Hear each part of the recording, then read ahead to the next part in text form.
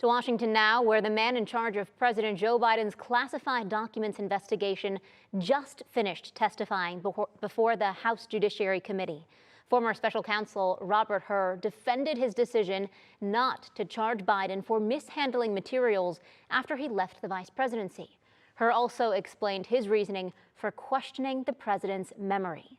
Alice Barr is live on Capitol Hill with what was said. Hi, Alice.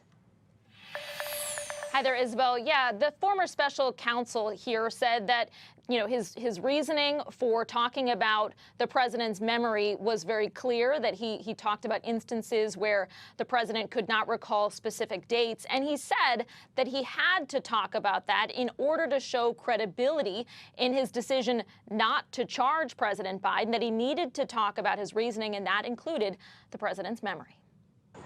On Capitol Hill today, former special counsel Robert Hur defending his decision not to charge President Biden over evidence that he willfully retained classified documents, finding it was not enough to prove the case to jurors, who would likely see the president as a, quote, sympathetic, well-meaning elderly man with a poor memory.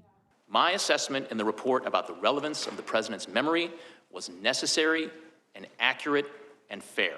Republicans seizing on Hur's description of the president's diminished faculties. Did you find that the president was senile? I did not. While protesting what they consider unequal treatment, former President Trump is facing 40 criminal charges for his retention of classified materials. Joe Biden kept classified information. Joe Biden failed to properly secure classified information. Democrats emphasizing Hur's central finding that President Biden could not be charged with a crime, while playing a clip reel of former President Trump's own verbal slips and pointing to the special counsel drawing a contrast between Mr. Biden cooperating with the investigation. He did not hide boxes of documents under his bed or in a bathtub. He did not fight investigators. While prosecutors say Mr. Trump repeatedly refused to hand over classified documents and obstructed the investigation. A key witness in the Trump indictment speaking out on CNN about moving classified documents at Mar-a-Lago. They were the boxes that were in the indictment, the white banker's boxes. That's what I remember loading. It all comes on a primary election day when President Biden and former President Trump are both likely to clinch their party's nominations, officially launching the 2024 general election. Today's developments put President Biden's age front and center again, potentially derailing ramped-up efforts since last week's fiery State of the Union to try to quash those concerns. Former President Trump, for his part, faces a Florida court hearing on Thursday in his classified documents case. Isabel? All right, Alice. And we also understand the full transcript of Robert Hur's conversation with President Biden has been released now. What can you tell us about that?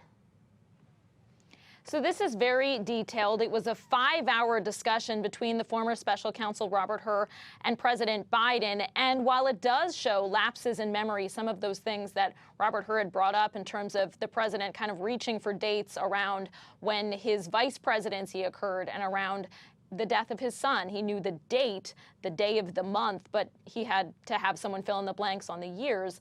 Those things you see, but you also see a lot of very detailed exchanges about the president's time as vice president with special counsel Hur. And what the White House counsel's office has really played up here is that President Biden went into these discussions voluntarily, that unlike former President Trump, he's not tried to claim any kind of presidential immunity, that he has been forthcoming, and that's what they hope is the takeaway from these transcripts.